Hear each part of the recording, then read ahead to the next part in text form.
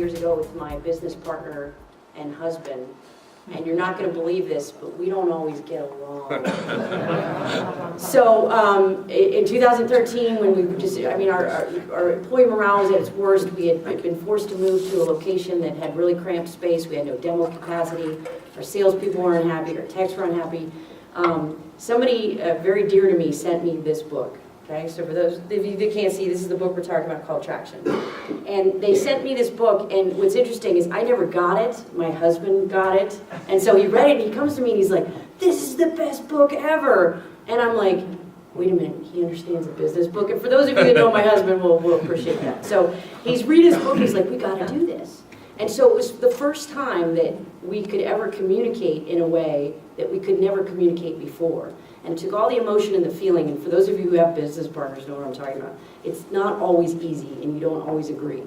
But going through this book, this is the most tactical, simple aggregation of business process that I've ever seen on the executive level out of all the books I've ever read in leadership, you know, the Rockefeller Habits, 4 Disciplines of a Team, all of that kind of aggregated in here. And so it talks a lot about mission, vision, core values. It talks about right people, right seat. Talks about team building. It gives you everything down to the meeting agenda that you have weekly, quarterly, semi-annually, and annually, and who should be there, and the whole process of how to do it. I've never seen another tactical book. This has absolutely transformed our business. So going back to Bill's point, we are the small integrator on the panel here.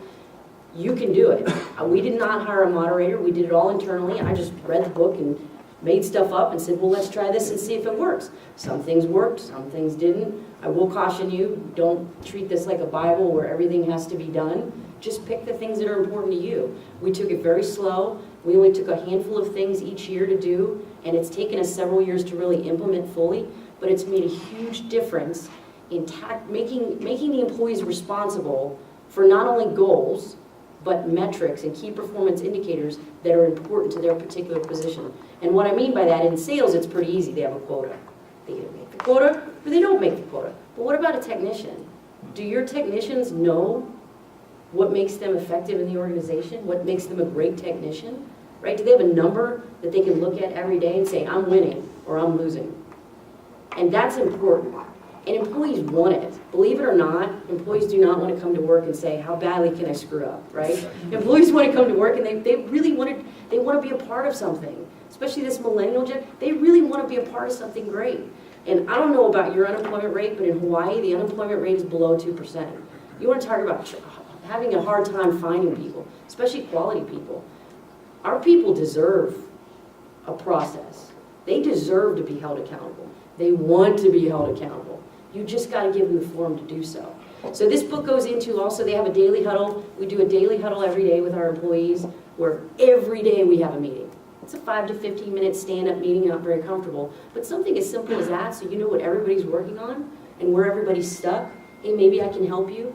And again, that's easy for us because we're a small organization, but there's just a lot in here that you can take out and be able to do yourself. And again, it's transformed our business. I honestly don't know if we'd still be here if it wasn't for this book. So yeah, I agree, and in this instance, I defer also to the traction in our structural setup. We actually implement our yearly and quarterly goals at an executive and management level within the framework of our meetings, so we're constantly keeping each other accountable. And then we also manage each other's tasks. What did we accomplish last week? And that way, myself as a manager, if I'm looking at one of my compatriots and I see that he has 15 tasks on his list, I mean, this is a senior level guy as a VP. That's not something we should be measuring. So there's somewhere down the line there's a problem. But we take that all the way down to our project managers. And because these meetings fold up underneath, we don't push them down. Everything rolls up from the bottom to our issues within the context of these meetings.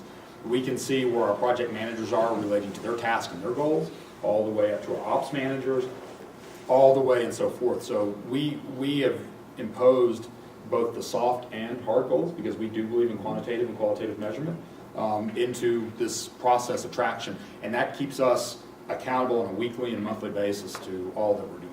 So you have both hard and soft goals? Yeah, we do. And I believe very firmly that the quality qualitative goals are equally as important as the quantitative. I think that we've been told all our lives by folks from a top-down corporate perspective who register on the stock exchange that, you know, quantitative is the only thing that matters.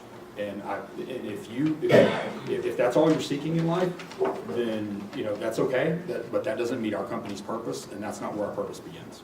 Excellent. Christine?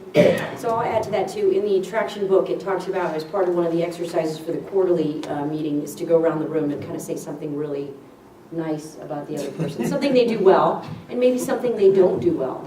And out of that, we made everyone make a commitment to the things they're not doing well. What are they going to do over the next 90 days to improve that? And so traction is kind of based on a quarterly thing, so you have quarterly rocks. So everyone knows, what do I got to do for the next 90 days to be successful? I would also say, in addition to that, it also has an accountability matrix in here, which kind of looks like an org chart, but it's not. It basically plugs in names and says, this is what you're responsible for. So if it's customer service, you're responsible for customer service. It could also have 3 or 4 things in there, but it gets back to your responsibility. So every person knows what are their top 3 things they're responsible for. And it's very clear, and it's a matrix. It looks like an org chart, and everybody sees it. We go over it at every meeting. We post it on the board, and everybody sees it.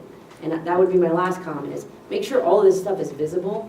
A lot of times we throw it in a folder on a computer somewhere, and nobody really looks at it. It's got to be visible.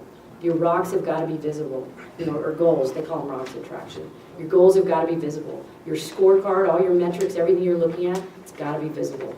If you can't see it, it just doesn't mean anything. Excellent point, Christine.